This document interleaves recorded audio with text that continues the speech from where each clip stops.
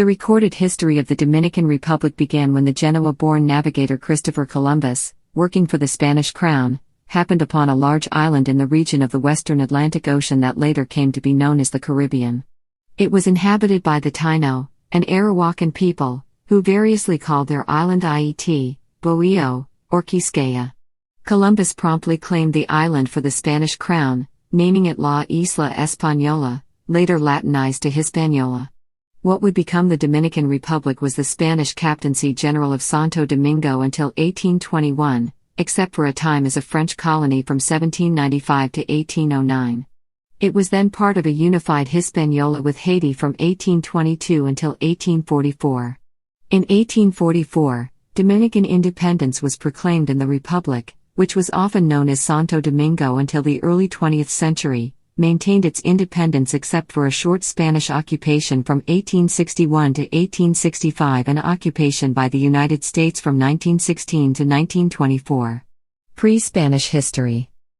The Taíno people called the island Quisqueya and Ayiti.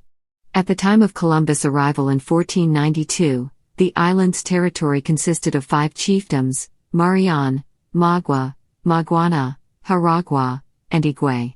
These were ruled respectively by caciques Quicanagarics, Garanex, Caunabo, Bohio, and Cayacoa.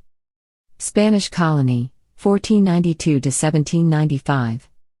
Arrival of the Spanish. Christopher Columbus reached the island of Hispaniola on his first voyage, in December 1492. On Columbus' second voyage in 1493, the colony of La Isabela was built on the northeast shore. Isabela nearly failed because of hunger and disease. In 1496 Santo Domingo was built and became the new capital. Here the New World's first cathedral was erected, and for a few decades, Santo Domingo was also the administrative heart of the expanding empire.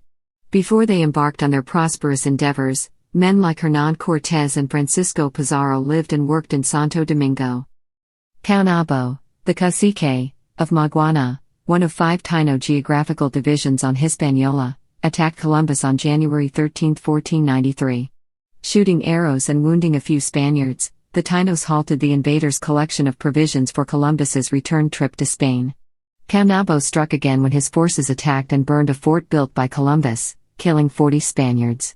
During the last trip of Christopher Columbus, in 1495, the Taíno leader Garanex, supported by Caunabo and other Taíno leaders, staged the Battle of La Vega Real against the Spanish in 1495. But while more than 10,000 Taínos fought against the Spanish, they succumbed to the power of the Spanish weaponry. When Garanex attacked the Spanish again, in 1497, both he and Caunabo were caught by the Spanish and both shipped to Spain. On the journey Caunabo died, according to legend, of rage, and Garanex drowned. His wife, Anacoana, moved to the Zaragua division, where her brother, Bohio, was cacique. After Bohecio's death, she became cacique and subsequently extended refuge and assistance to runaway enslaved Taínos and Africans. 100,000 Taínos died from 1494 to 1496, half of them by their own hand through self-starvation, poison, leaps from cliffs, etc. The conquistador-turned-priest Bartolomé de las Casas wrote an eyewitness history of the Spanish incursion into the island of Hispaniola that reported the conquistadors' almost feral misconduct. Into this land of meek outcasts there came some Spaniards who immediately behaved like ravening wild beasts, wolves, tigers or lions that had been starved for many days. And Spaniards have behaved in no other way during the past 40 years, down to the present time, for they are still acting like ravening beasts, killing, terrorizing, afflicting, torturing, and destroying the native peoples, doing all this with the strangest and most varied new methods of cruelty. 16th century. Hundreds of thousands of Taínos living on the island were enslaved to work in gold mines. As a consequence of disease, forced labor, famine, and mass killings, by 1508, only 60,000 were still alive.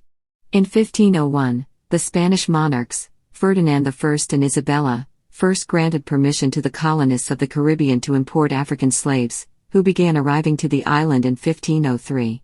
The first enslaved blacks were purchased in Lisbon, Portugal. Some had been transported there from the West African Guinea coast, and others had been born and raised in Portugal or Spain. Southern Spain and Portugal were multi-ethnic and multiracial regions long before the discovery of the New World, and many Africans, free and enslaved, participated in the Iberian Peninsula's conquest and colonization of the Americas. In 1510, the first sizable shipment, consisting of 250 black Latinos, arrived in Hispaniola from Spain. 8 years later, African-born slaves arrived in the West Indies. Many of the Africans brutally jammed into the slave ships had been the losers in Africa's endemic and endless wars. Others were kidnapped from the coast or taken from villages inland. The colony of Santo Domingo was organized as the Royal Audiencia of Santo Domingo in 1511. Sugarcane was introduced to Hispaniola from the Canary Islands, and the first sugar mill in the New World was established in 1516, on Hispaniola. The need for a labor force to meet the growing demands of sugar cane cultivation led to an exponential increase in the importation of slaves over the following 2 decades. The sugar mill owners soon formed a new colonial elite and convinced the Spanish king to allow them to elect the members of the Real Audiencia from their ranks. Poorer colonists subsisted by hunting the herds of wild cattle that roamed throughout the island and selling their hides. The enslaved population numbered between 20 and 30,000 in the mid-16th century and included mine, plantation, cattle ranch, and domestic laborers. A small Spanish ruling class of about 1,200 monopolized political and economic power, and it used ordinances and violence to control the population of color.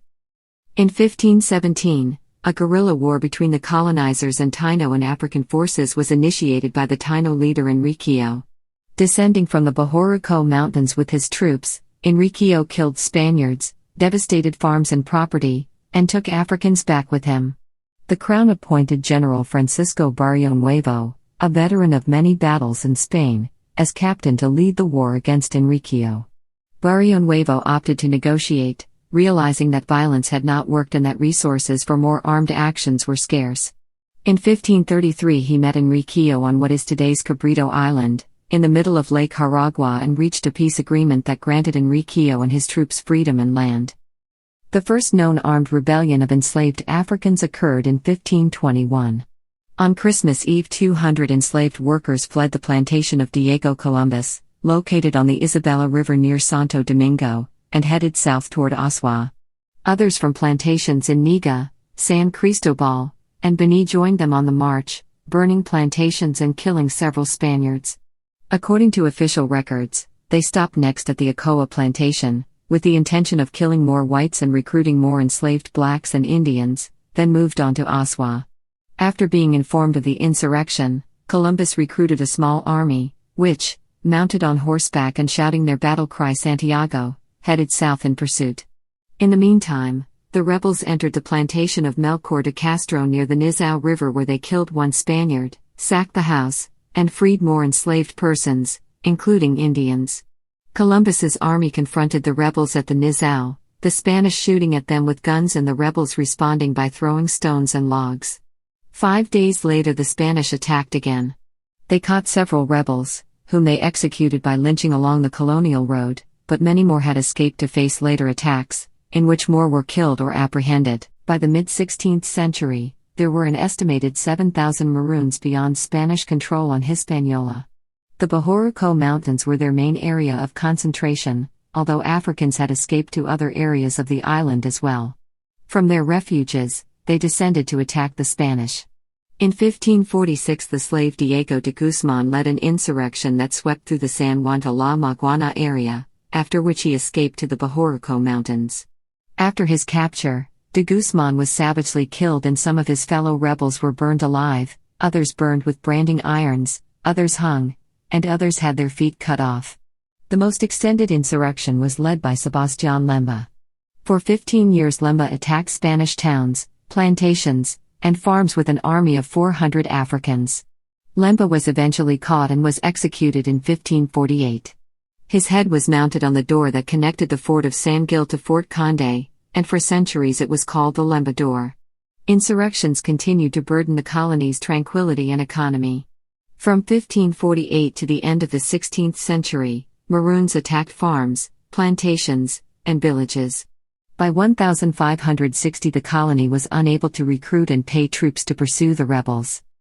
While sugarcane dramatically increased Spain's earnings on the island, large numbers of the newly imported slaves fled into the nearly impassable mountain ranges in the island's interior, joining the growing communities of Cimarrones, literally, wild animals.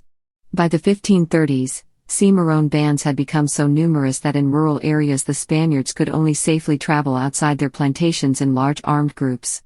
Beginning in the 1520s, the Caribbean Sea was raided by increasingly numerous French pirates.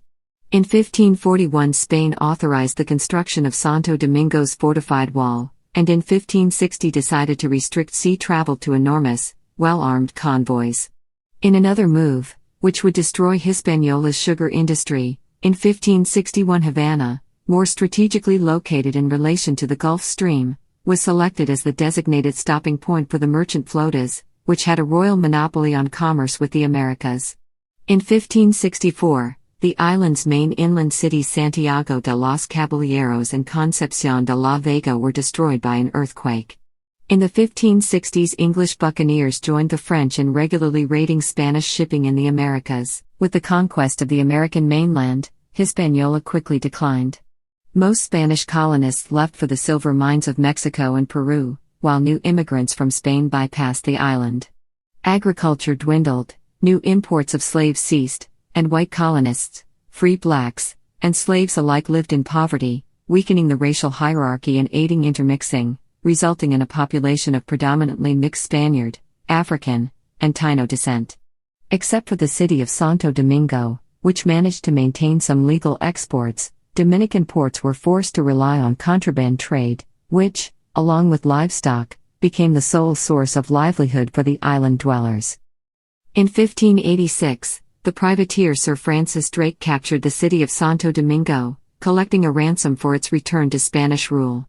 A third of the city lay in ruins after the capture, and almost all of its civic, military and religious buildings had been either damaged or destroyed. During his occupation of Santo Domingo, Drake sent a young black messenger to the governor. A hidalgo who was standing by considered this an insult and ran the boy through with his sword. Drake, infuriated, proceeded to the spot where the murder had been committed and had 2 friars hanged. He told the Spanish governor that he would hang 2 more friars every day until the murderer had been executed. The murderer was hanged by his own countrymen. In 1592, Christopher Newport attacked the town of Oswald in the Bay of Ocoa, which was taken and plundered.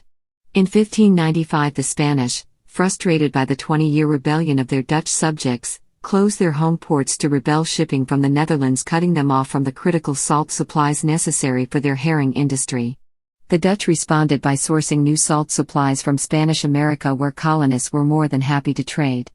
So large numbers of Dutch traders and buccaneers joined their English and French counterparts on the Spanish Main. 17th century. In 1605, Spain was infuriated that Spanish settlements on the northern and western coasts of the island were carrying out large-scale and illegal trade with the Dutch, who were at that time fighting a war of independence against Spain in Europe, and the English, a very recent enemy state, and so decided to forcibly resettle the colony's inhabitants closer to the city of Santo Domingo. This action, known as the Devastaciones de Osorio, proved disastrous. More than half of the resettled colonists died of starvation or disease, over 100,000 cattle were abandoned, and many slaves escaped. 5 of the existing 13 settlements on the island were brutally razed by Spanish troops. Many of the inhabitants fought, escaped to the jungle, or fled to the safety of passing Dutch ships. The settlements of La Yaguana and Bayaja, on the west and north coasts respectively of modern-day Haiti, were burned, as were the settlements of Monte Cristi and Puerto Plata on the north coast and San Juan de la Maguana in the southwestern area of the modern-day Dominican Republic. The withdrawal of the colonial government from the northern coastal region opened the way for French buccaneers, who had a base on Tortuga Island, off the northwest coast of present-day Haiti, to settle on Hispaniola in the mid-17th century. Although the Spanish destroyed the buccaneers' settlements several times, the determined French would not be deterred or expelled. The creation of the French West India Company in 1664 signaled France's intention to colonize western Hispaniola. Intermittent warfare went on between French and Spanish settlers over the next 3 decades. However, Spain, hard-pressed by warfare in Europe, could not maintain a garrison in Santo Domingo sufficient to secure the entire island against encroachment. In 1697, under the Treaty of Ryswick, Spain ceded the western third of the island to France. In 1655, Oliver Cromwell dispatched a fleet, commanded by Admiral Sir William Penn, to capture Santo Domingo. A Spanish defending force of perhaps 400 to 600 men, mostly militia, repulsed a landing force of 9,000 men. Despite the fact that the English were defeated in their attempt to capture the island, they nevertheless captured the nearby Spanish colony of Jamaica, and other foreign strongholds subsequently began to be established throughout the West Indies. Madrid sought to contest such encroachments on its own imperial control by using Santo Domingo as a forward military base, but Spanish power was by now too depleted to recapture lost colonies. The city itself was furthermore subjected to a smallpox epidemic, cacao blight, and hurricane in 1666, another storm 2 years later, a second epidemic in 1669, a third hurricane in September 1672, plus an earthquake in May 1673 that killed 24 residents. During this 17th century of misery, the Spanish on Hispaniola continued to persecute Maroons living peacefully in the island's interior mountains and valleys. With little to show for it, this policy of armed harassment added more public expense to a weak colonial economy, and the financial recovery of the Spanish colony in the 18th century led to increased slave insurrections and marriage. 18th century. The House of Bourbon replaced the House of Habsburg in Spain in 1700 and introduced economic reforms that gradually began to revive trade in Santo Domingo. The Crown progressively relaxed the rigid controls and restrictions on commerce between Spain and the colonies and among the colonies. The last flotas sailed in 1737, the monopoly port system was abolished shortly thereafter. By the middle of the century, the population was bolstered by emigration from the Canary Islands, resettling the northern part of the colony and planting tobacco in the Cibao Valley, and importation of slaves was renewed. The population of Santo Domingo grew from about 6,000 in 1737 to approximately 125,000 in 1790. Of this number, about 40,000 were white landowners, about 25,000 were mulatto freedmen, and some 60,000 were slaves. However, it remained poor and neglected, particularly in contrast with its western, French neighbor Saint Domingue, which became the wealthiest colony in the New World and had 500,000 inhabitants. The Spanish settlers, whose blood by now was mixed with that of Taínos, Africans, and Canary Guanches, said to themselves, "It does not matter if the French are richer than us, we are still the true inheritors of this island. In our veins runs the blood of the heroic conquistadors who won this island of ours with sword and blood." When the War of Jenkins' Ear broke out in 1739, Spanish privateers, including those from Santo Domingo, began to patrol the Caribbean Sea, a development that lasted until the end of the 18th century. During this period, Spanish privateers from Santo Domingo sailed into enemy ports looking for ships to plunder, thus disrupting commerce between Spain's enemies and the Atlantic. As a result of these developments, Spanish privateers frequently sailed back into Santo Domingo with their holds filled with captured plunder which were sold in Hispaniola's ports, with profits accruing to individual sea raiders. The revenue acquired in these acts of piracy was invested in the economic expansion of the colony and led to repopulation from Europe. Dominicans constituted one of the many diverse units which fought alongside Spanish forces under Bernardo de Galvez during the conquest of British West Florida. As restrictions on colonial trade were relaxed, the colonial elites of Saint Domingue offered the principal market for Santo Domingo's exports of beef, hides, mahogany, and tobacco. With the outbreak of the Haitian Revolution in 1791, the rich urban families linked to the colonial bureaucracy fled the island, while most of the rural hateros remained, even though they lost their principal market. Although the population of Spanish Santo Domingo was perhaps 1/4 that of French Saint Domingue, this did not prevent the Spanish king from launching an invasion of the French side of the island in 1793, attempting to take advantage of the chaos sparked by the French Revolution. French forces checked Spanish progress toward Port-au-Prince in the south, but the Spanish pushed rapidly through the north, most of which they occupied by 1794. Although the Spanish military effort went well on Hispaniola, it did not so in Europe. The Spanish colony was ceded first to France in 1795 as part of the Treaty of Basel. In 1807, Dominican soldier and landowner Juan Sanchez Ramirez formed a troop of 2,000 men from Cuba, Puerto Rico and Britain and traveled to the eastern part of Santo Domingo. There, he encouraged its residents to take up arms against the French, to support him in the Reconquista of Santo Domingo. Many landowners and loggers joined his troops, while Sanchez also engaged the exploitation of timber cuts on his possessions of the eastern shores, between Higüey and Joviro, where communications with Puerto Rico were easier. Ramirez also maintained a frequent correspondence with the General Captain of Puerto Rico, who gave him official support to face the French in Santo Domingo and promised him military and financial aid. In early November 1808, 300 soldiers, sent by Toribio Montes, landed at Boca de Yuma and joined the forces of Sanchez Ramirez. Ramirez left El Sabo in order to march on the city of Santo Domingo. On December 13, 1808, he returned to the city with his troops. Between then and November 7, 1809, he also was leading the British and local armies against French rule in the Battle of Palo Hincado, defeating Ferrand and expelling the French who were hiding in the fences of Santo Domingo. The survivors fled to the capital of the colony. On day 12, the square was declared under siege by Ferrand's substitute, the General Dubarquier, and 27 men reached Sanchez Ramirez, who established his camp in the Ginamosa section, on the east bank of the Rio Ozama, transferring it, shortly after, to the Galard, or Gala Hacienda. After the French defeat, Santo Domingo was recovered by Spain, and Ramirez was appointed as governor of the colony, while the territory was reconstituted as Captaincy General. Spanish Colony, 1809 to 1821. The population of the new Spanish colony stood at approximately 104,000. Of this number, about 30,000 were slaves, and the rest a mixture of white, Indian, and black. The European Spaniards were few, and consisted principally of Catalans. In 1812, a group of blacks and mulattoes staged a rebellion, with the goal of annexation to the Republic of Haiti. On August 15 and 16, mulattoes José Leocadio, Pedro Seda, and Pedro Enriquez, with other conspirators, attacked the Mendoza Hacienda in Mojara in the municipality of Guerra near the capital. Seda and Enriquez were apprehended and executed. Leocadia was captured within days, hanged, dismembered, and boiled in oil. A year later, enslaved laborers in the rural community El Chavon also rebelled, but they were quickly caught and executed. Spain's hold over Santo Domingo remained precarious. The arrival of the fugitive Simon Bolívar and his followers in Haiti in 1815 alarmed the Spanish authorities in Santo Domingo.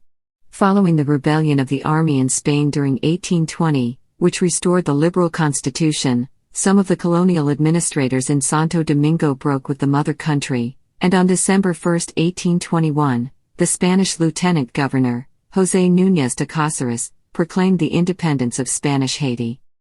Dominican leaders, recognizing their vulnerability both to Spanish and to Haitian attack and also seeking to maintain their slaves as property, attempted to annex themselves to Gran Colombia. While this request was in transit, Jean-Pierre Boyer, the ruler of Haiti, invaded Santo Domingo on February 9 with a 10,000-man army. Having no capacity to resist, Nunez de Coceras surrendered the capital on February 9, 1822.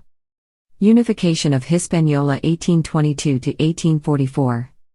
The 22-year Haitian occupation that followed is recalled by Dominicans as a period of brutal military rule, though the reality is more complex.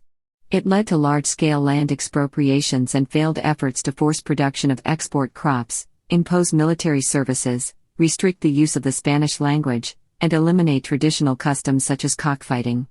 It reinforced Dominicans' perceptions of themselves as different from Haitians in language, race, religion and domestic customs. Yet, this was also a period that definitively ended slavery as an institution in the eastern part of the island. Haiti's constitution forbade whites from owning land, and the major landowning families were forcibly deprived of their properties. Most emigrated to the Spanish colonies of Cuba and Puerto Rico, or to independent Gran Colombia, usually with the encouragement of Haitian officials, who acquired their lands.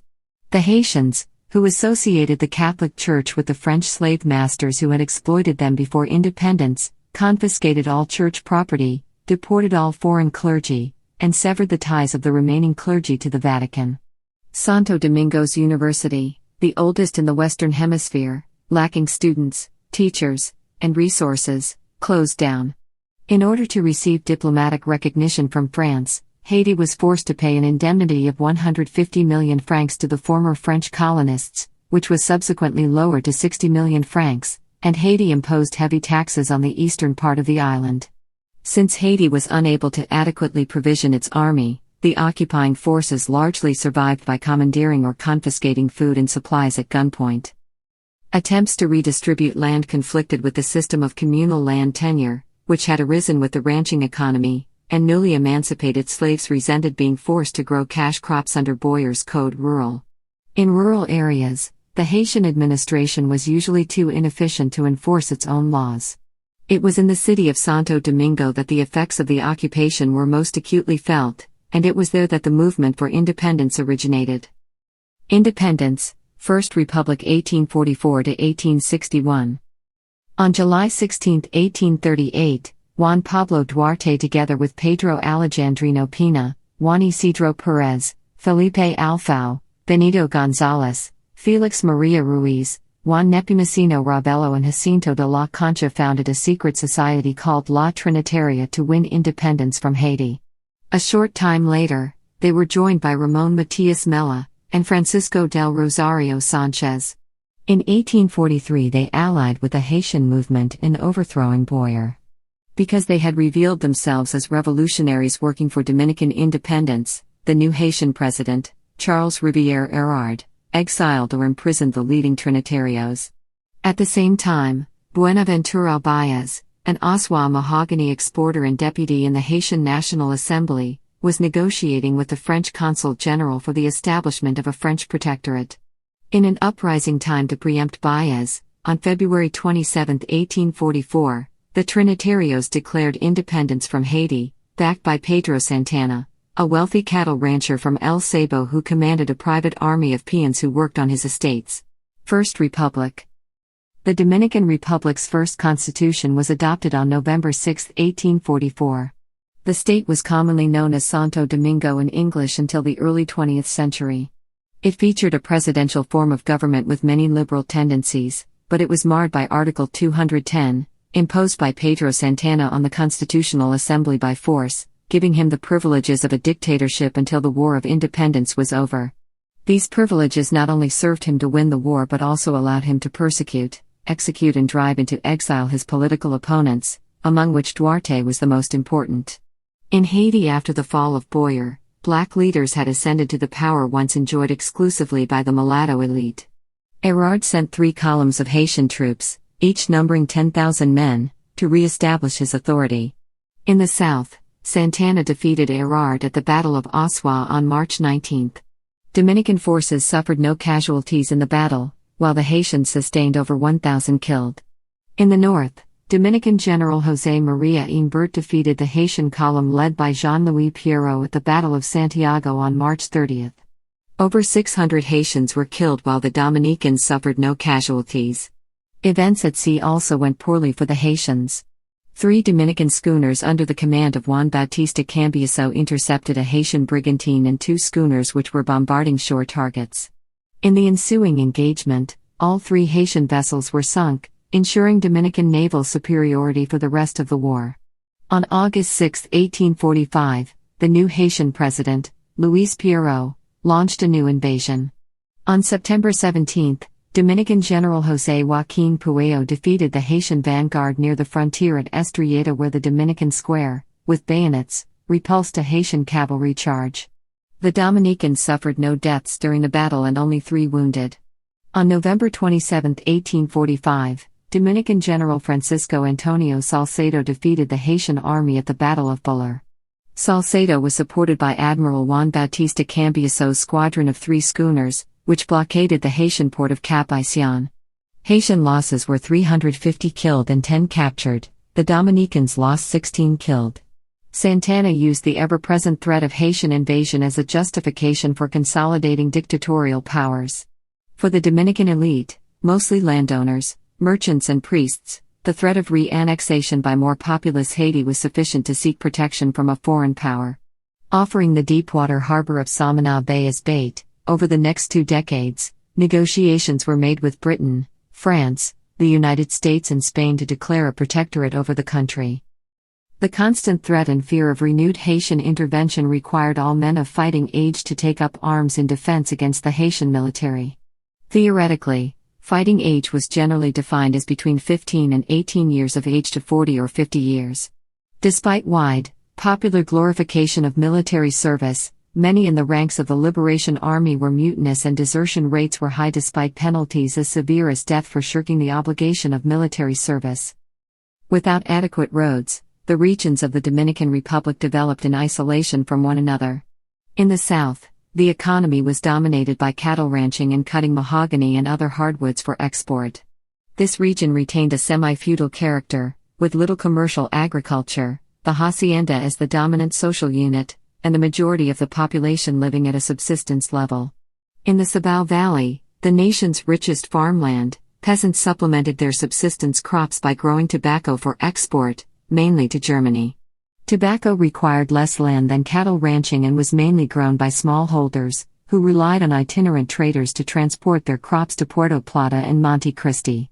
Santana antagonized the Cibao farmers, enriching himself and his supporters at their expense by resorting to multiple peso printings that allowed him to buy their crops for a fraction of their value. In 1848, he was forced to resign and was succeeded by his vice president, Manuel Jimenez. After returning to lead Dominican forces against a new Haitian invasion in 1849, Santana marched on Santo Domingo, deposing Jimenez. At his behest, Congress elected Buenaventura Baez as president, but Baez was unwilling to serve as Santana's puppet, challenging his role as the country's acknowledged military leader. Baez determined to take the offensive against Haiti. His seamen under the French adventurer, Fagald, raided the Haitian coasts, plundered seaside villages, as far as Cape de Marie, and butchered crews of captured enemy ships. In 1853 Santana was elected president for his second term, forcing Baez into exile. 3 years later, after repulsing the last Haitian invasion, he negotiated a treaty leasing a portion of Samana Peninsula to a U.S. company. Popular opposition forced him to abdicate, enabling Baez to return and seize power. With the treasury depleted, Baez printed 18 million uninsured pesos, purchasing the 1857 tobacco crop with this currency and exporting it for hard cash at immense profit to himself and his followers.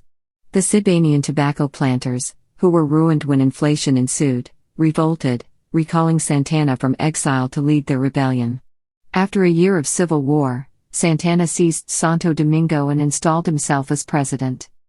In 1860, a group of Americans tried unsuccessfully to take over the small Dominican island of Alto Velo off the southwestern border coast of Hispaniola. Spanish colony, 1861 to 1865. Pedro Santana inherited a bankrupt government on the brink of collapse. Having failed in his initial bids to secure annexation by the U.S. or France, Santana initiated negotiations with Queen Isabella II of Spain and the Captain General of Cuba to have the island reconverted into a Spanish colony. The American Civil War rendered the United States incapable of enforcing the Monroe Doctrine. In Spain, Prime Minister Don Leopoldo O'Donnell advocated renewed colonial expansion, waging a campaign in northern Morocco that conquered the city of Tetuan. In March 1861, Santana officially restored the Dominican Republic to Spain. Santana initially was named Capitan General of the new Spanish province, but it soon became obvious that Spanish authorities planned to deprive him of his power, leading him to resign in 1862. Restrictions on trade, discrimination against the mulatto majority, and an unpopular campaign by the new Spanish Archbishop, Bienvenido Monzon, against extramarital unions, which were widespread after decades of abandonment by the Catholic Church, all fed resentment of Spanish rule. Monzon also persecuted Freemasons, whose activities were widespread before the annexation, barring them from communion until they canted their vows and gave up their Masonic documents and practices. Monzon actively persecuted Protestants as well. Protestant churches in Samana and Santo Domingo were taken over, burned, or confiscated for military purposes, forcing many Dominican Protestants to consider moving to Haiti in search of religious toleration.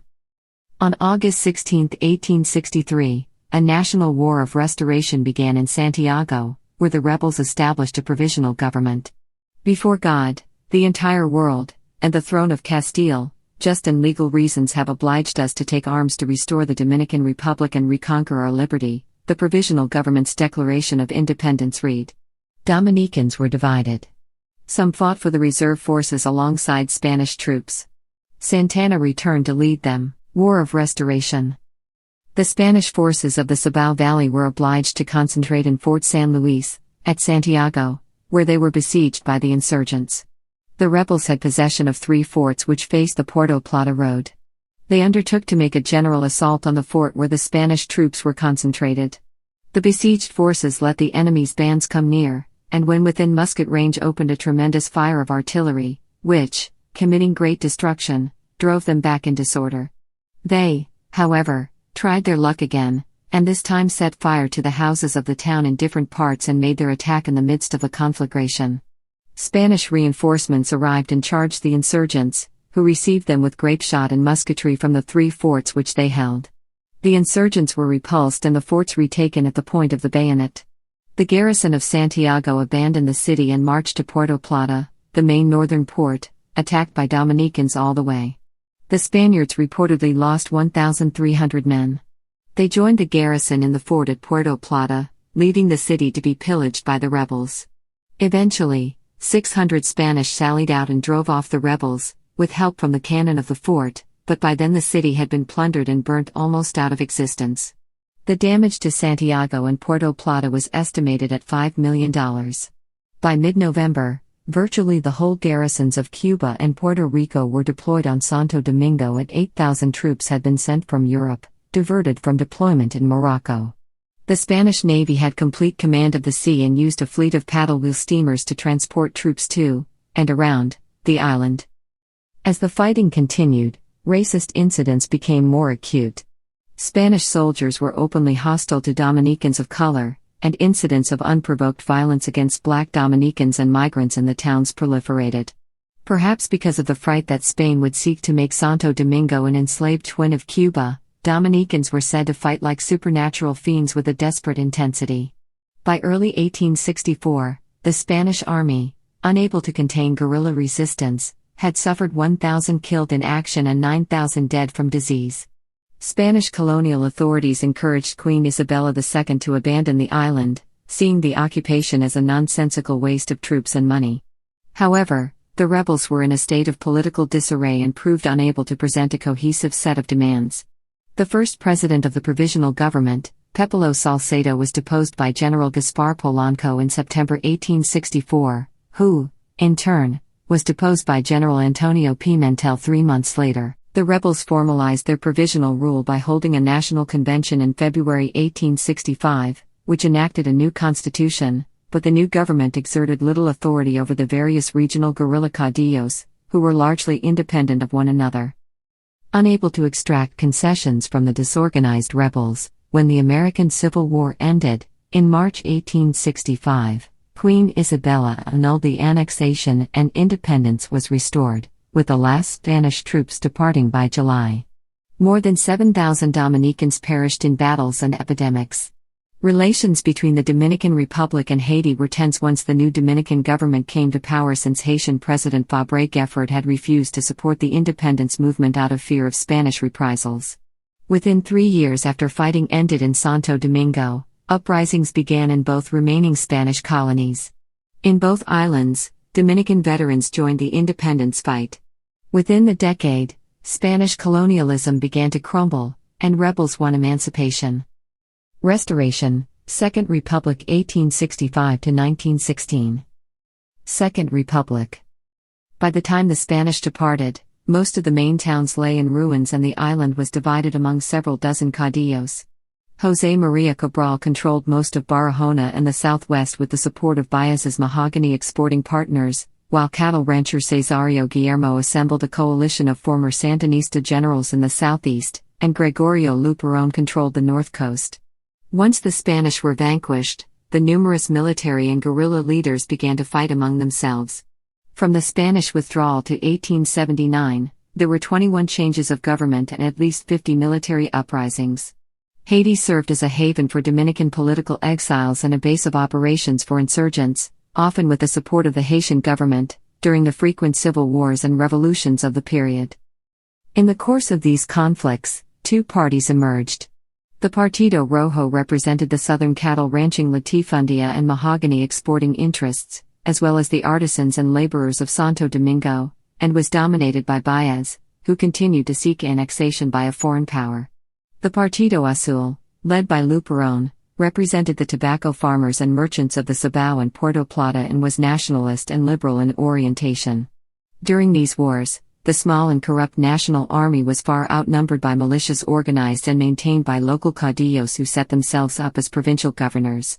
These militias were filled out by poor farmers or landless plantation workers impressed into service who usually took up banditry when not fighting in revolution. Within a month of the nationalist victory, Cabral, whose troops were the first to enter Santo Domingo, ousted Pimentel, but a few weeks later General Guillermo led a rebellion in support of Baez, forcing Cabral to resign and allowing Baez to retake the presidency in October.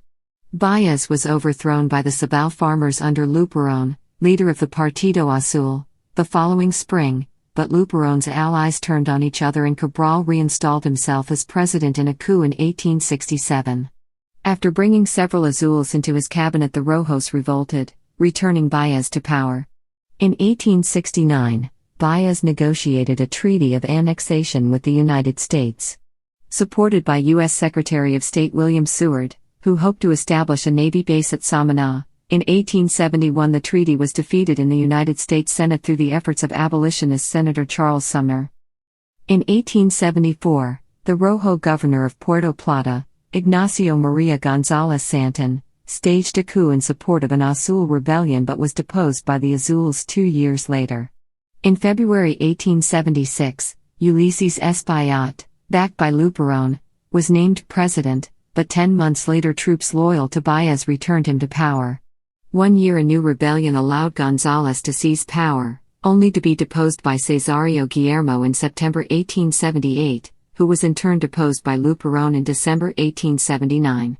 Ruling the country from his hometown of Puerto Plata, enjoying an economic boom due to increased tobacco exports to Germany, Luperón enacted a new constitution setting a 2-year presidential term limit and providing for direct elections, suspended the semi-formal system of bribes and initiated construction on the nation's first railroad, linking the town of La Vega with the port of Sanchez on Samaná Bay. The 10 Years' War in Cuba brought Cuban sugar planters to the country in search of new lands and security from the insurrection that freed their slaves and destroyed their property. Most settled in the southeastern coastal plain, and, with assistance from Luperón's government, built the nation's first mechanized sugar mills. They were later joined by Italians, Germans, Puerto Ricans and Americans in forming the nucleus of the Dominican sugar bourgeoisie, marrying into prominent families to solidify their social position. Disruptions in global production caused by the 10 Years' War, the American Civil War and the Franco-Prussian War allowed the Dominican Republic to become a major sugar exporter. Over the following 2 decades, sugar surpassed tobacco as the leading export, with the former fishing hamlets of San Pedro de Macorís and La Romana transformed into thriving ports. To meet their need for better transportation, over 300 miles of private rail lines were built by and serving the sugar plantations by 1897. An 1884 slump in prices led to a wage freeze, and a subsequent labor shortage was filled by migrant workers from the Leeward Islands, the Virgin Islands, St. Kitts, and Nevis, Anguilla, and Antigua. These English-speaking blacks were often victims of racism, but many remained in the country, finding work as stevedores and in railroad construction and sugar refineries. Puerto Ricans were imported to work under near-slave conditions on Puerto Rican-owned sugar plantations in the Dominican Republic, in the area of La Romana, during the 19th century. Others worked in coffee fields. Arabs began to arrive in the Dominican Republic during the latter part of the 19th century. They were widely accused of being dirty and of having bad manners and habits, and the government was reproached for having allowed these immigrants into the nation. Since upper-class Dominicans refused to give membership to wealthy Arabs to their private clubs like the exclusive Club de Unión, the Arabs created their own. During the U.S. occupation of 1916-24, peasants from the countryside, called gavilleros, would not only kill U.S. Marines, but would also attack and kill Arab vendors traveling through the countryside. Ulysses' heroes and U.S. Protectorate. Allying with the emerging sugar interests, the dictatorship of General Ulysses' heroes, who was popularly known as Lilies, brought unprecedented stability to the island through an iron-fisted rule that lasted almost 2 decades. The son of a Haitian father and a mother from St. Thomas Virgin Islands, Lilies was distinguished by his blackness from most Dominican political leaders, with the exception of Luperón. He served as president 1882 to 1883, 1887, and 1889 to 1899, wielding power through a series of puppet presidents when not occupying the office. Incorporating both rojos and azules into his government, he developed an extensive network of spies and informants to crush potential opposition. His government undertook a number of major infrastructure projects, including the electrification of Santo Domingo, the beginning of telephone and telegraph service, the construction of a bridge over the Ozama River, and the completion of a single-track railroad linking Santiago and Puerto Plata, financed by the Amsterdam-based Westendorp Company. Lilly's dictatorship was dependent upon heavy borrowing from European and American banks to enrich himself, stabilize the existing debt, strengthen the bribe system, pay for the army, finance infrastructural development and help set up sugar mills. However, sugar prices underwent a steep decline in the last 2 decades of the 19th century. When the Westendorp Company went bankrupt in 1893, he was forced to mortgage the nation's customs fees, the main source of government revenues, to a New York financial firm called the San Domingo Improvement Company, which took over its railroad contracts and the claims of its European bondholders in exchange for 2 loans, one of $1.2 million and the other of £2 million. As the growing public debt made it impossible to maintain his political machine, Heroes relied on secret loans from the stick, sugar planters and local merchants. In 1897, with his government virtually bankrupt, Lilly's printed 5 million uninsured pesos, known as Papeletas de Lilly's, ruining most Dominican merchants and inspiring a conspiracy that ended in his death. In 1899, when Lilly's was assassinated by the Cibao tobacco merchants whom he had been begging for a loan, the national debt was over $35 million, 15 times the annual budget. The 6 years after Lilly's death witnessed 4 revolutions and 5 different presidents. The Cibao politicians who had conspired against Heroes, Juan Isidro Jimenez, the nation's wealthiest tobacco planter, and General Horatio Vasquez, after being named president and vice president, quickly fell out over the division of spoils among their supporters, the Jimenistas and Horacistas. Troops loyal to Vasquez overthrew Jimenez in 1903, but Vasquez was deposed by Jimenista General Alejandro Was y Gil, who seized power for himself. The Jimenistas toppled his government, but their leader, Carlos Morales, refused to return power to Jimenez, allying with the Horacistas, and he soon faced a new revolt by his betrayed Jimenista allies. In 1904, American warships bombarded insurgents in Santo Domingo for insulting the United States flag and damaging an American steamer. With the nation on the brink of defaulting, France, Germany, Italy and the Netherlands sent warships to Santo Domingo to press the claims of their nationals. In order to preempt military intervention, United States President Theodore Roosevelt introduced the Roosevelt Corollary to the Monroe Doctrine, declaring that the United States would assume responsibility for ensuring that the nations of Latin America met their financial obligations. In January 1905, under this corollary, the United States assumed administration of the Dominican Republic's customs.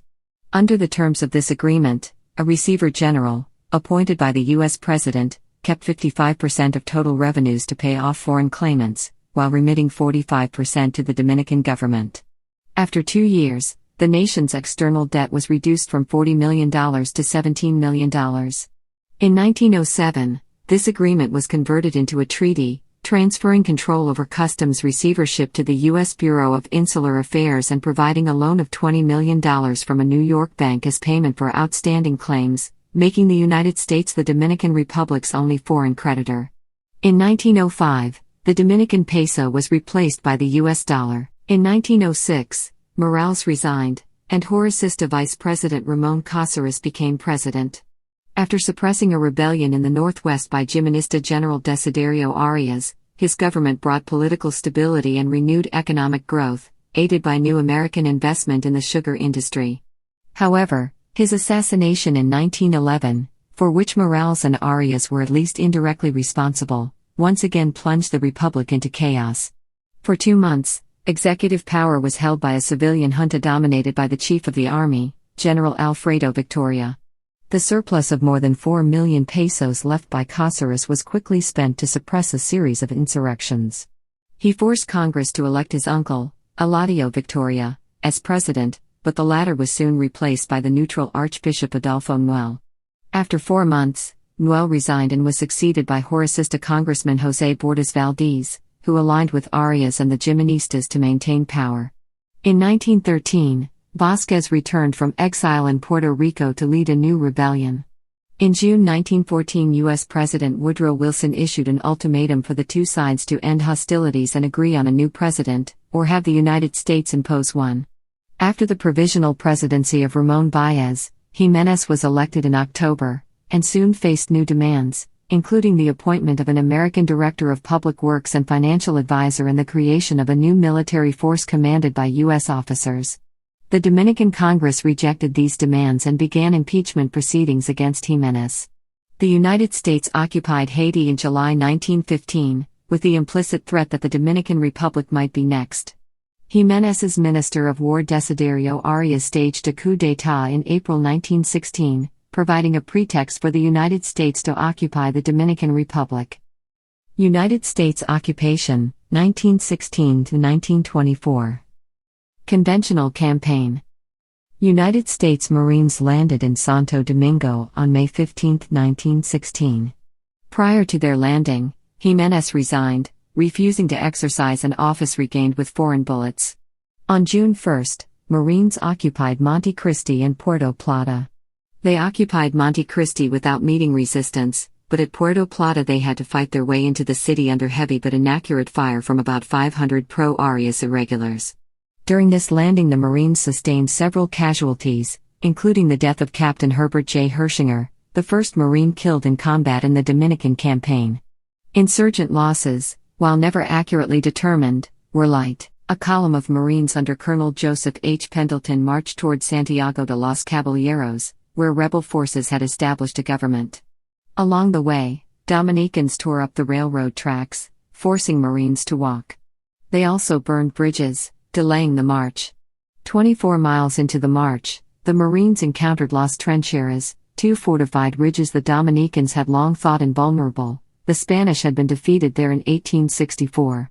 At 8 o'clock hours on June 27, Pendleton ordered his artillery to pound the ridgeline. Machine guns offered covering fire. A bayonet attack cleared the first ridge.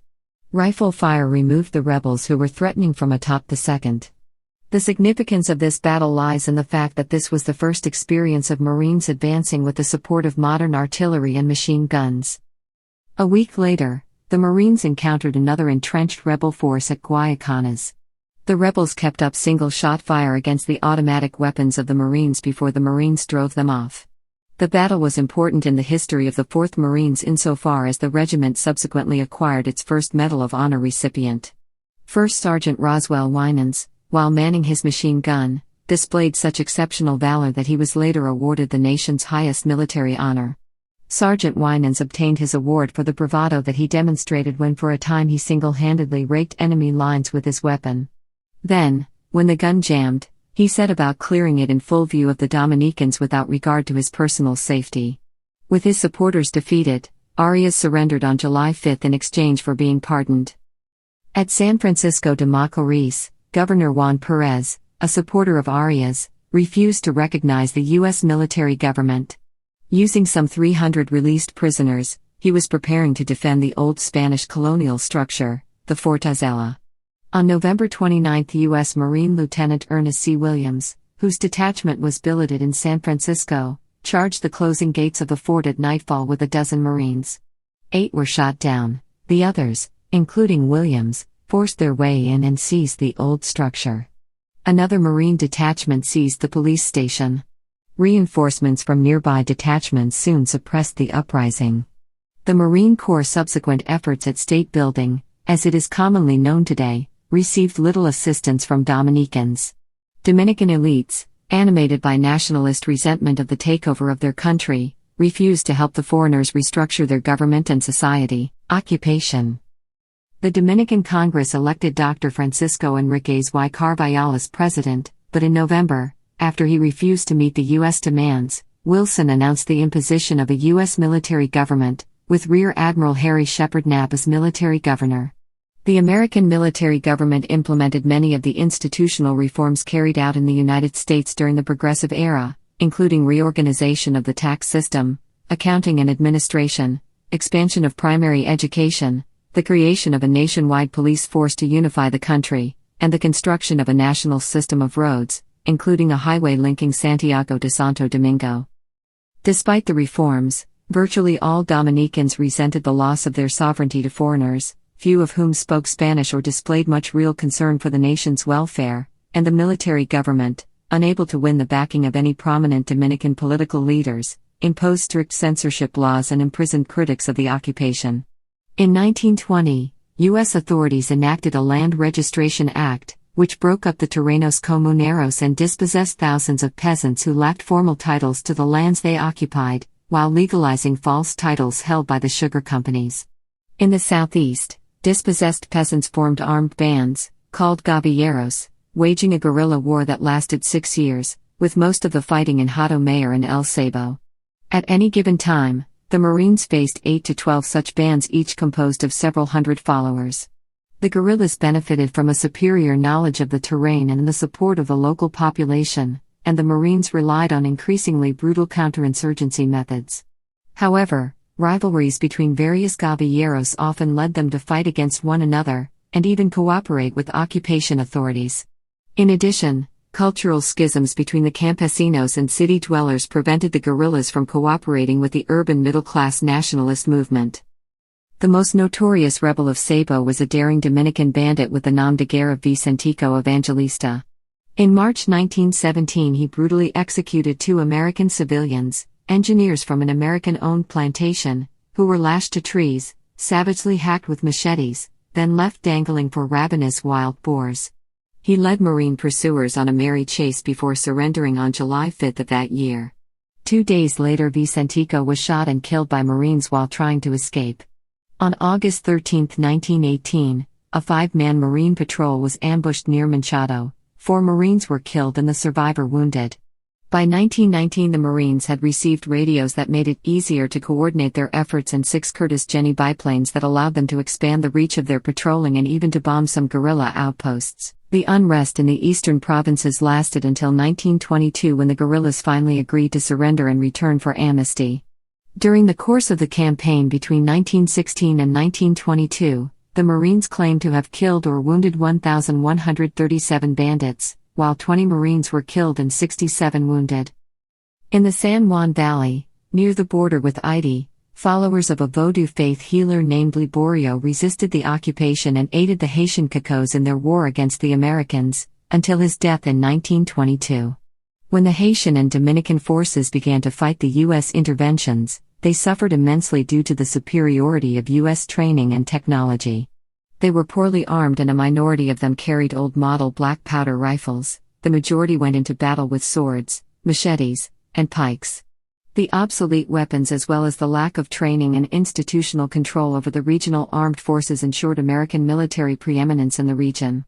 In what was referred to as La Danza de los Millones, with the destruction of European sugar beet farms during World War I, sugar prices rose to their highest level in history, from $5.50 in 1914 to $22.50 per pound in 1920. Dominican sugar exports increased from 122,642 tons in 1916 to 158,803 tons in 1920, earning a record $45.3 million. However, European beet sugar production quickly recovered, which, coupled with the growth of global sugarcane production, glutted the world market, causing prices to plummet to only $2 by the end of 1921. This crisis drove many of the local sugar planters into bankruptcy, allowing large U.S. conglomerates to dominate the sugar industry. By 1926, only 21 major estates remained, occupying an estimated 520,000 acres.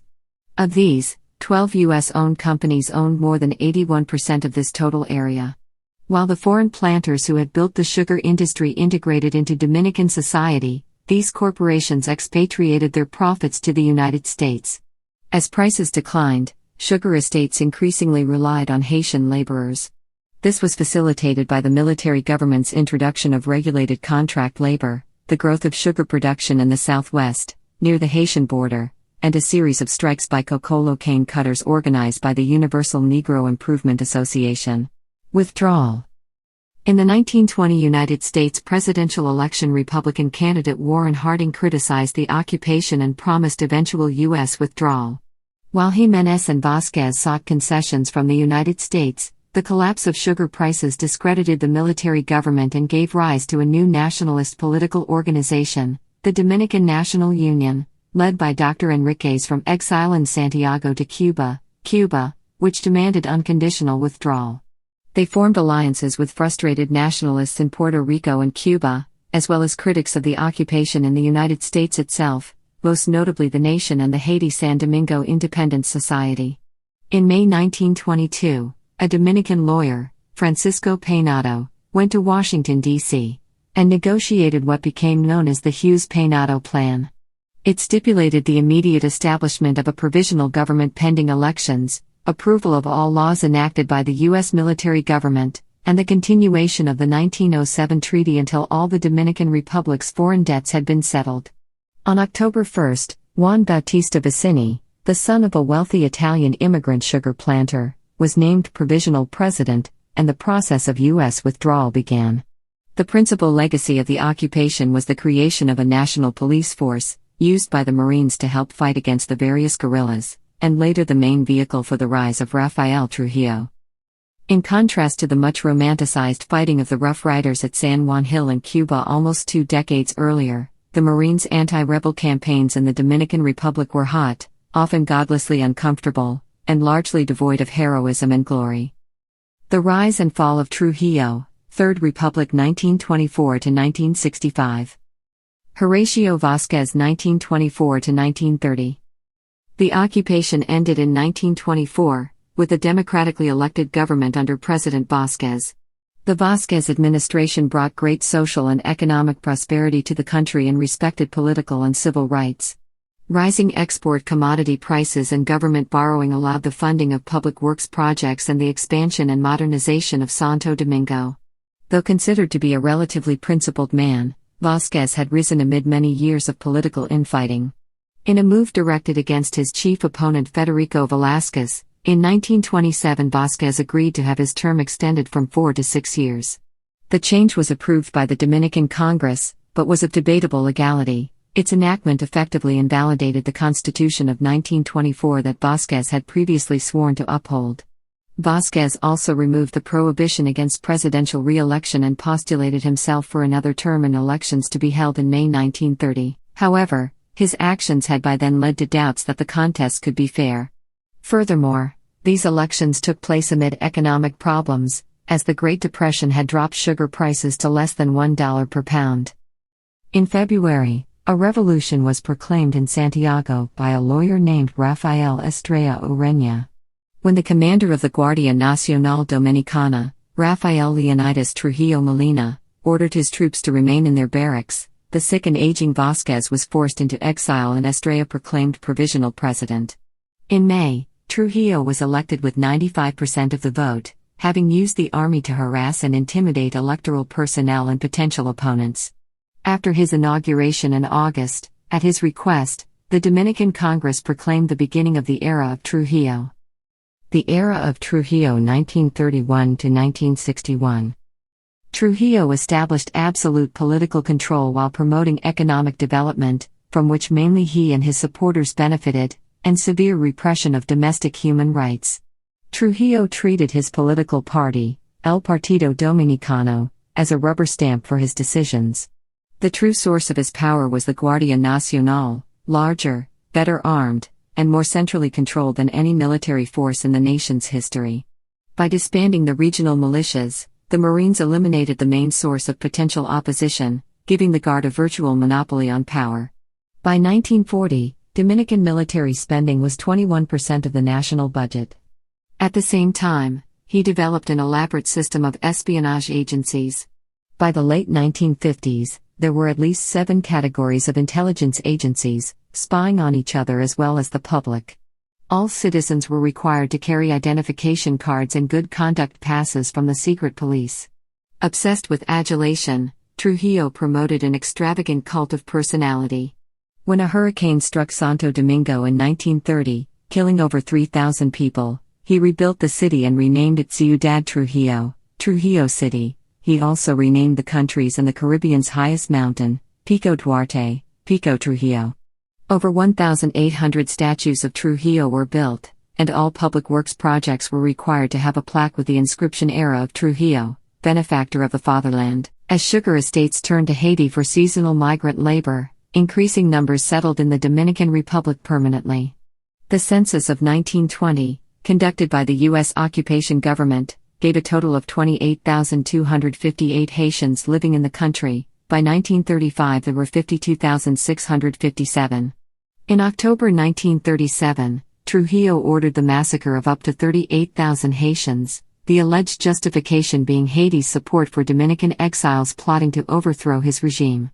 The killings were fueled by the racism of Dominicans, who also disdained the manual labor which Haitians performed in conditions of near slavery. This event later became known as the Parsley Massacre because of the story that Dominican soldiers identified Haitians by their inability to pronounce the Spanish word perejil. Subsequently, during the first half of 1938, thousands more Haitians were forcibly deported and hundreds killed in the southern frontier region. So that news of the slaughter would not leak out, Trujillo clamped tight censorship on all mail and news dispatches.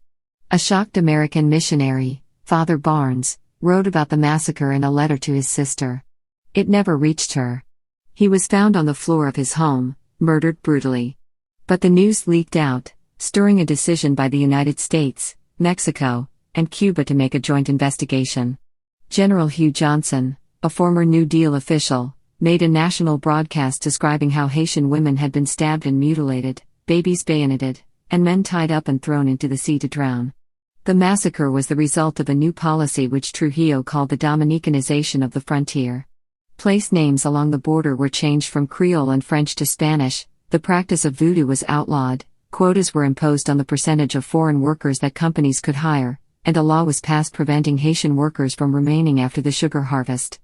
Another example of repression and prejudice came about a year after Trujillo's death, on December 28, 1962, when the mainly Dominico-Haitian peasant community of Palma Sola, which challenged the racial, political, and economic situation of the country, was bombarded with napalm by the Dominican Air Force.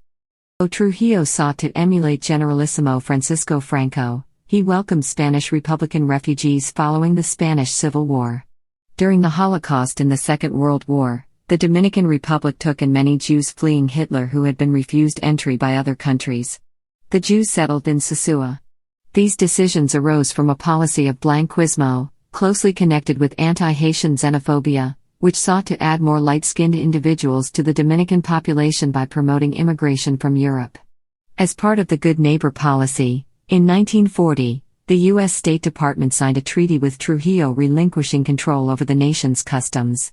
When the Japanese attacked Pearl Harbor, Trujillo followed the United States in declaring war on the Axis powers, even though he had openly professed admiration for Hitler and Mussolini.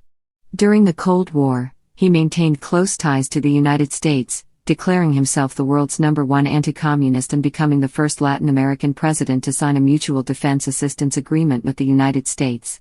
One tactical asset of the United States in the Cold War was the missile tracking system established across the region, which comprised a series of individual stations in neighboring countries.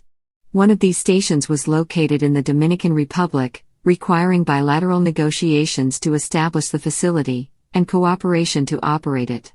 The ranks of the U.S. military mission in the Dominican Republic swelled, as aircraft trainers and mechanics joined the attachés of the 4 service branches and their staffs working at the U.S. Embassy. The missile tracking station and the military mission were the strongest Cold War ties between the United States and the Dominican Republic, but they became liabilities as the relationship soured. Soon after the end of World War II, Trujillo constructed an arms factory at San Cristobal.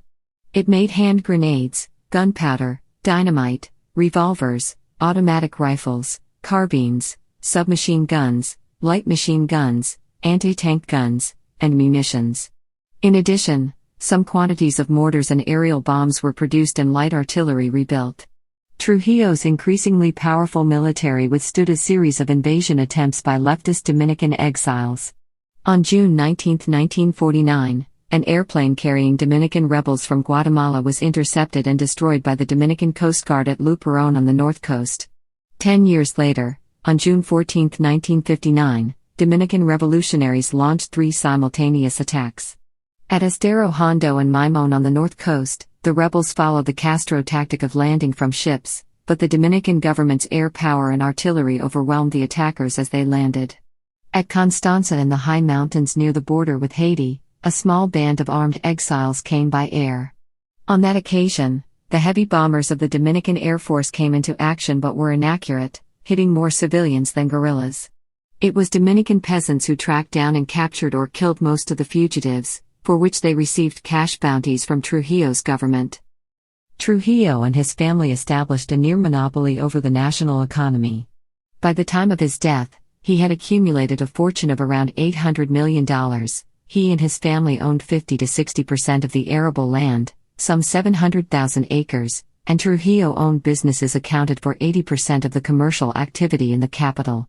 He exploited nationalist sentiment to purchase most of the nation's sugar plantations and refineries from U.S. corporations, operated monopolies on salt, rice, milk, cement, tobacco, coffee, and insurance, owned 2 large banks, several hotels, port facilities, an airline and shipping line, deducted 10% of all public employees' salaries, and received a portion of prostitution revenues. World War II brought increased demand for Dominican exports, and the 1940s and early 1950s witnessed economic growth and considerable expansion of the national infrastructure. During this period, the capital city was transformed from merely an administrative center to the national center of shipping and industry, although it was hardly coincidental that new roads often led to Trujillo's plantations and factories, and new harbors benefited Trujillo's shipping and export enterprises. Mismanagement and corruption resulted in major economic problems. By the end of the 1950s, the economy was deteriorating because of a combination of overspending on a festival to celebrate the 25th anniversary of the regime, overspending to purchase privately owned sugar mills and electricity plants, and a decision to make a major investment in state sugar production that proved economically unsuccessful.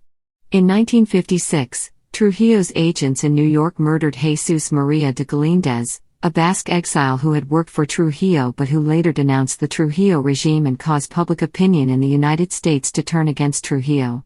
In June 1960, Dominican secret police agents in Caracas used a car bomb in a nearly successful attempt to kill President Romulo Betancourt of Venezuela, who had become the leading voice in the anti-Trujillo chorus, burning him badly. Tracing the attack to Trujillo, the Organization of American States imposed sanctions for the first time since its creation in 1946, cutting off shipments of oil, among other things, to the Dominican Republic. Refusing to back down, Trujillo lashed out at Catholic priests who read a pastoral letter from the pulpit asking for merciful treatment of political opponents. One of his last-ditch threats was to ally with the Soviet Union, as he had implied was an option in the past. A group of Dominican dissidents killed Trujillo in a car chase on the way to his country villa near San Cristobal on May 30, 1961. The sanctions remained in force after Trujillo's assassination. His son Ramfis took over the presidency and rounded up all the conspirators. They were summarily executed, some of them being fed to sharks. In November 1961, the military plot of the rebellion of the pilots forced the Trujillo family into exile, fleeing to France, and the heretofore puppet President Joaquin Balaguer assumed effective power. The post-Trujillo instability 1961 to 1965. At the insistence of the United States, Balaguer was forced to share power with the 7-member Council of State, established on January 1, 1962, and including moderate members of the opposition. OISH sanctions were lifted January 4, and, after an attempted coup, Balaguer resigned and went into exile on January 16. The reorganized Council of State, under President Rafael Filiberto Bonelli, headed the Dominican government until elections could be held. These elections, in December 1962, were won by Juan Bosch, a scholar and poet who had founded the opposition Partido Revolucionario Dominicano in exile, during the Trujillo years. His leftist policies, including land redistribution, nationalization of certain foreign holdings, and attempts to bring the military under civilian control, antagonized the military officer corps, the Catholic hierarchy, and the upper class, who feared another Cuba. The presidency of Juan Bosch in 1963 led to one of the tensest periods in contemporary Haitian-Dominican relations. Bosch supported the efforts of Haitian exiles who trained to overthrow François Duvalier, Haiti's repressive president. In April 1963, former Haitian army officers reportedly tried to kill Duvalier's children, and many of those accused took refuge in the embassies of Latin American countries in Port-au-Prince, the Haitian capital. When Haitian police raided the Dominican embassy and held captive 22 refugees, the Dominican Republic broke off diplomatic relations and threatened to invade Haiti. The OISH mediated the dispute and eased the tension. Dominican troops, ready to invade, pulled back from the border, and many of the refugees were granted safe conduct out of Haiti. Hostilities erupted again in September that year when both sides shelled each other across the border. The OISH again intervened to make peace. In September 1963, Bosch was overthrown by a right-wing military coup led by Colonel Elias Wesson and was replaced by a three-man military junta. Bosch went into exile to Puerto Rico. Afterwards, a supposedly civilian triumvirate established a de facto dictatorship. Dominican Civil War and Second United States Occupation 1965–66. On April 16, 1965, growing dissatisfaction generated another military rebellion on April 24, 1965 that demanded Bosch's restoration. The insurgents, reformist officers and civilian combatants loyal to Bosch commanded by Colonel Francisco Camaño, and who called themselves the Constitutionalists, staged a coup, seizing the National Palace. Immediately, conservative military forces, led by Wesson and calling themselves loyalists, struck back with tank assaults and aerial bombings against Santo Domingo. A few days of upheaval saw heavy fighting in the streets of the city and a pitched battle fought on the main bridge across the Ozama River, where civilians used guns supplied by their military allies to repulse the tank corps loyal to the military government, preventing it from entering the capital. On April 28, these anti-Bosch army elements requested U.S. military intervention and U.S. forces landed, ostensibly to protect U.S. citizens and to evacuate U.S. and other foreign nationals. U.S. President Lyndon B. Johnson, convinced of the defeat of the Loyalist forces and fearing the creation of a second Cuba on America's doorstep, ordered U.S. forces to restore order. In what was initially known as Operation Power Pack, 27,677 U.S. troops were ultimately ordered to the Dominican Republic.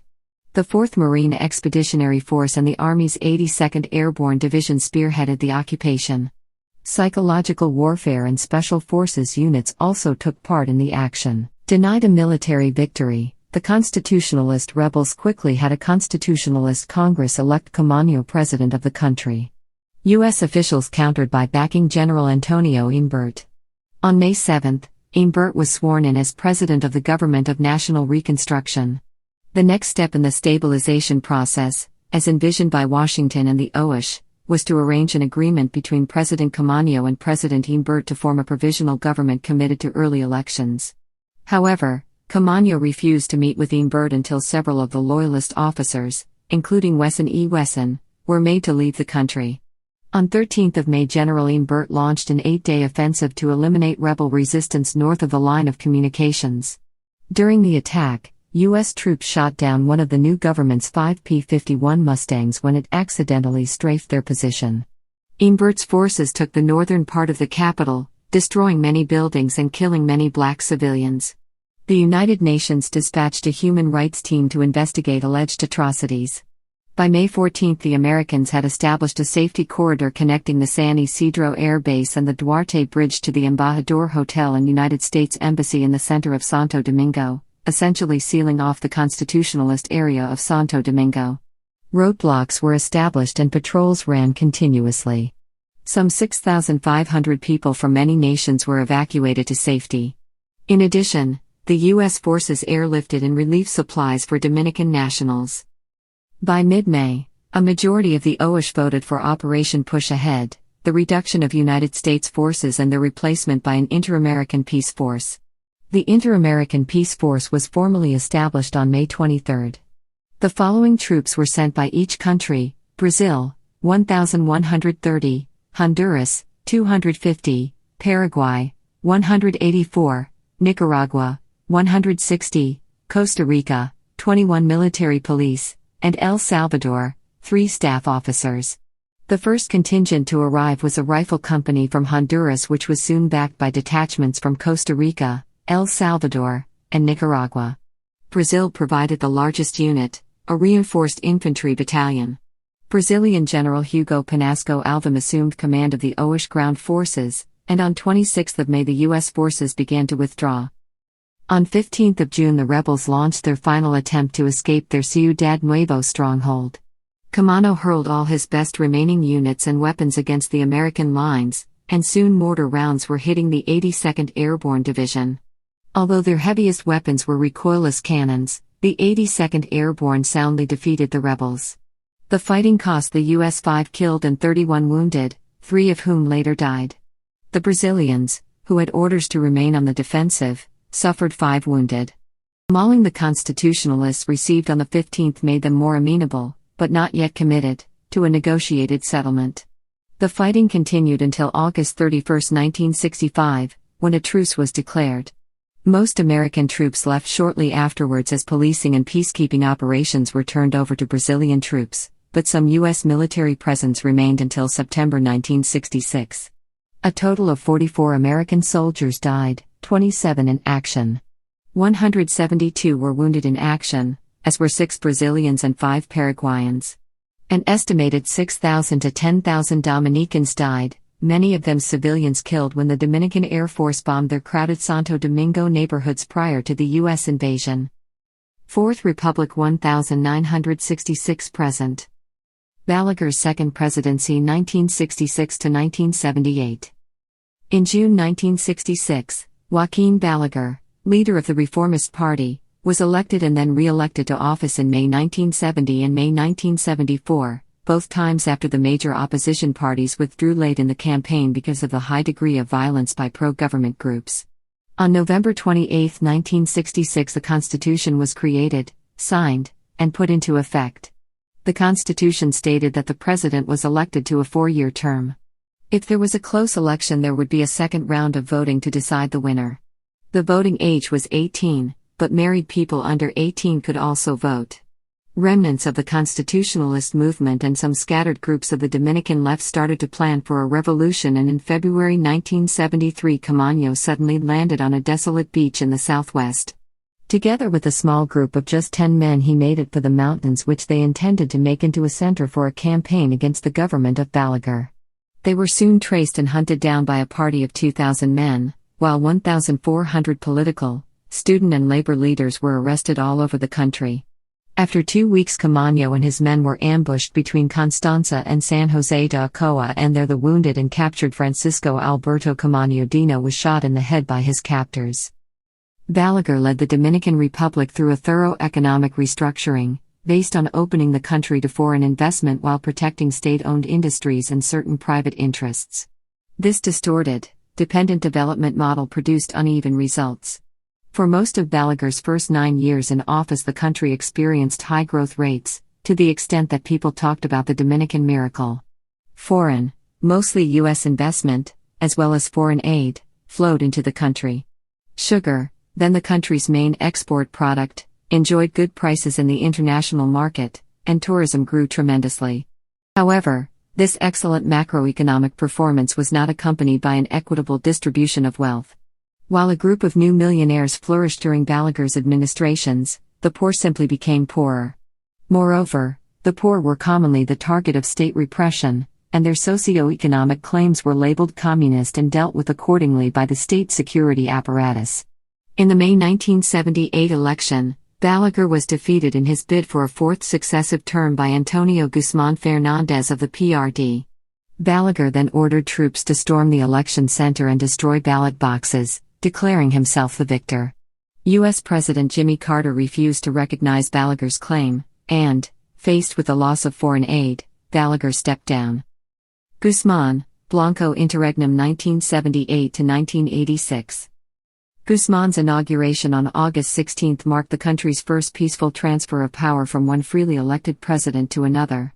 By the late 1970s, economic expansion slowed considerably as sugar prices declined and oil prices rose. Rising inflation and unemployment diminished support for the government and helped trigger a wave of mass emigration from the Dominican Republic to New York, coming on the heels of the similar migration of Puerto Ricans in the preceding decades. Elections were again held in 1982. Salvador Jorge Blanco of the Dominican Revolutionary Party defeated Bosch and a resurgent Balaguer. Balaguer's third presidency 1986 to 1996. Balaguer completed his return to power in 1986 when he won the presidency again and remained in office for the next 10 years. Elections in 1990 were marked by violence and suspected electoral fraud. The 1994 election too saw widespread pre-election violence, often aimed at intimidating members of the opposition. Balaguer won in 1994, but most observers felt the election had been stolen. Under pressure from the United States, Balaguer agreed to hold new elections in 1996. He himself would not run. Since 1996. Fernández, First Administration 1996 to 2000.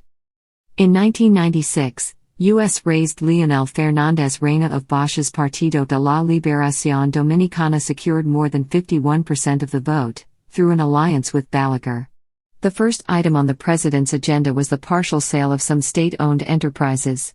Fernández was praised for ending decades of isolationism and improving ties with other Caribbean countries, but he was criticized for not fighting corruption or alleviating the poverty that affected 60% of the population. His administration 2000 to 2004.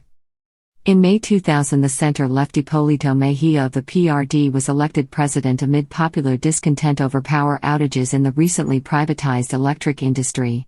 His presidency saw major inflation and instability of the peso in 2003 because of the bankruptcy of 3 major commercial banks in the country due to the bad policies of the principal managers. During his remaining time as president, he took action to save most savers of the closed banks, avoiding a major crisis.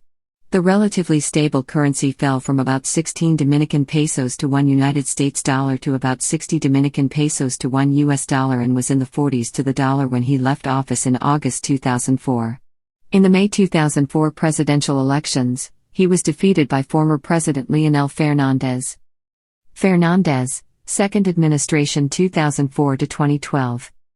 Fernández instituted austerity measures to deflate the peso and rescue the country from its economic crisis, and in the first half of 2006, the economy grew 11.7%. The peso is currently at the exchange rate of circa 52 Dominican pesos to $1 US dollar. Over the last 3 decades, remittances from Dominicans living abroad, mainly in the United States, have become increasingly important to the economy. From 1990 to 2000, the Dominican population of the U.S. doubled in size, from 520,121 in 1990 to 1,041,910, 2/3 of whom were born in the Dominican Republic itself.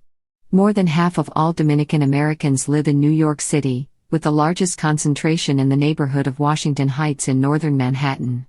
Over the past decade, the Dominican Republic has become the largest source of immigration to New York City, and today the metropolitan area of New York has a larger Dominican population than any city except Santo Domingo. Dominican communities have also developed in New Jersey, Miami, Boston, Philadelphia, Providence, Rhode Island, and Lawrence, Massachusetts. In addition, tens of thousands of Dominicans and their descendants live in Puerto Rico. Many Dominicans arrive in Puerto Rico illegally by sea across the Mona Passage, some staying and some moving on to the mainland. U.S. Dominicans living abroad sent an estimated $3 billion in remittances to relatives at home, in 2006. In 1997, a new law took effect, allowing Dominicans living abroad to retain their citizenship and vote in presidential elections. President Fernández, who grew up in New York, was the principal beneficiary of this law. The Dominican Republic was involved in the U.S.-led coalition in Iraq, as part of the Spain-led Latin American Plus Ultra Brigade. But in 2004, the nation pulled its 300 or so troops out of Iraq. Danilo Medina 2012 to 2020 and Luis Abinader 2020 present. Danilo Medina began his tenure with a series of controversial tax reforms so as to deal with the government's troublesome fiscal situation encountered by the new administration. In 2012, he had won presidency as the candidate of ruling Dominican Liberation Party. In 2016, President Medina won re-election, defeating the main opposition candidate businessman Luis Abinader, with a wide margin. In 2020, Luis Abinader, the presidential candidate for the opposition Modern Revolutionary Party, won the election and he became the new president, ending the 16-year rule of PLD since 2004.